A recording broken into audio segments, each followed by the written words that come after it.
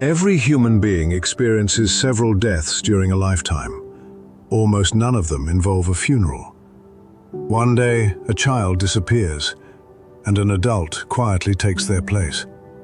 One dream dies, and another life begins without asking for permission. A marriage ends. A parent is buried. A diagnosis changes the future. A single phone call divides life into before and after. We rarely call these moments death. We give them different names: loss, grief, failure, divorce, trauma. But every time, something we believed was me quietly disappears, and something else takes its place. We spend our lives trying to become ourselves. Yet, without noticing, we become different people over and over again. So let me ask you a question. If the person you were 10 years ago no longer exists, who exactly has survived? And what exactly has died? For more than 1,000 years, an ancient Tibetan text has offered an answer unlike anything found in Western philosophy. Not an answer about religion, not a promise about heaven, not a threat about hell, but a map. A map of what happens when the world you know disappears and something unknown begins. Most people know this text by the name the Tibetan Book of the Dead. It sounds like a manual for dying, a mysterious guide for souls entering the afterlife. But that is not what the original title says. In Tibetan, its name is Bardo Thodol. It can be translated as liberation through hearing in the intermediate state.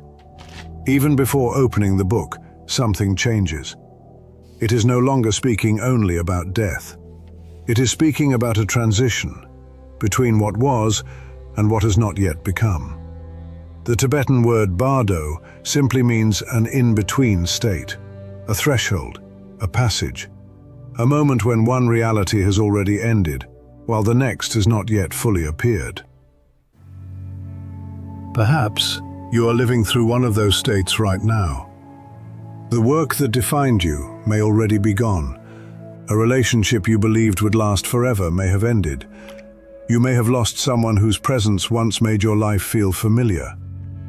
Or perhaps nothing dramatic happened. You simply woke up one morning, looked at the life around you, and no longer recognized the person living it. The old life has ended, but the new one has not yet taken shape. You are no longer who you were, and you do not yet know who you are becoming. This is the territory the Tibetan tradition calls Bardo. Not a place, not another world, but the unstable space between two versions of reality. Physical death is the most extreme version of this condition. The body stops. The familiar world disappears. The identity built from names, memories, possessions, and relationships can no longer be held together in the same way. According to the Bardo teachings, this is not simply an ending. It is a moment when the structures that once defined reality begin to fall away. And what remains is consciousness without its usual protection.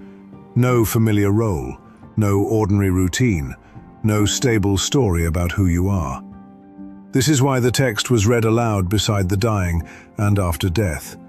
The voice was meant to guide a consciousness passing through confusion, to remind it not to mistake fear for reality. This is where many people misunderstand the Tibetan tradition. They imagine that the bardo begins only after the final breath. But the masters who preserved these teachings saw something much deeper. They believed that life itself is a continuous sequence of endings and beginnings.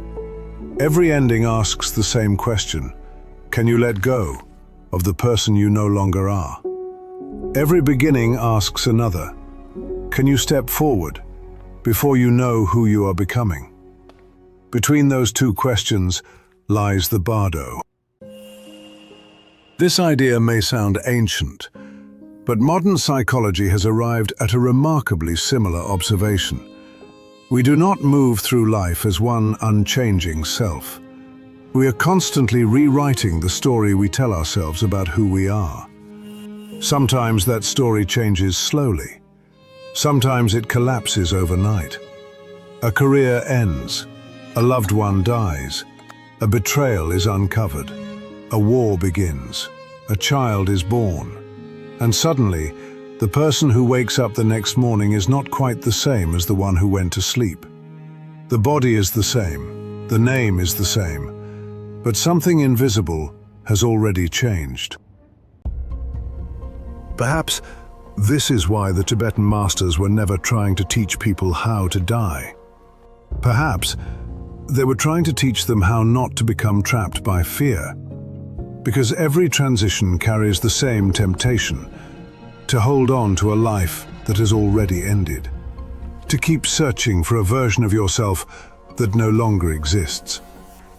The Tibetan Book of the Dead suggests something different. It asks, what if suffering does not begin because life changes, but because we refuse to change with it?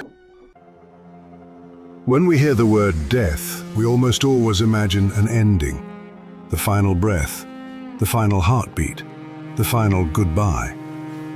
But the Tibetan tradition asks us to see death in a very different way, not as a single event, but as a process in which the things we cling to as part of ourselves continually disappear. Perhaps this is why the greatest difficulty is not death itself. It is our inability to release what has already ceased to exist. We continue living inside our memories. We continue speaking to those who are no longer beside us. We continue searching for the person we used to be, even though that person disappeared years ago. And the more we resist change, the more painful the transition becomes. Not because the transition is dangerous, but because we are trying to hold open a door that has already begun to close. And this leads to a more difficult question. If everything within us is constantly changing, is there really an unchanging self? Or is the feeling that the same person has lived inside us all these years simply a story the mind tells itself? We like to believe that we remain the same, but try to remember who you were at 10 years old, at 20, at 30. Your desires were different, your fears were different, your beliefs were different. Even the memories that feel completely accurate are quietly rewritten over time. And yet, we continue to say, "This is still me." But what exactly has remained unchanged? And does anything remain unchanged at all? Perhaps the answer begins when we stop asking what remains unchanged and begin asking what we really mean when we say,